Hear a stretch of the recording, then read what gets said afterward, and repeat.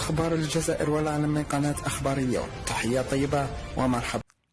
أعلنت المعارضة الفرنسية اليمينية المتطرفة اليوم الخميس أنها ستقدم اقتراحا بسحب الثقة من الحكومة بعد قرار الرئيس إيمانويل ماكرون المصادقة على إصلاح نظام التقاعد المثير للجدل من دون تصويت في الجمعية الوطنية. ورأت مارلين لوبان مرشحة اليمين المتطرف في الانتخابات الرئاسية لعام 2022 والتي تقود نواب حزب التجمع الوطني أن القرار فشل ذريع للرئيس ماكرون ورئيسة وزرائه إليزابيث بورن التي لا يمكن أن تبقى في منصبها.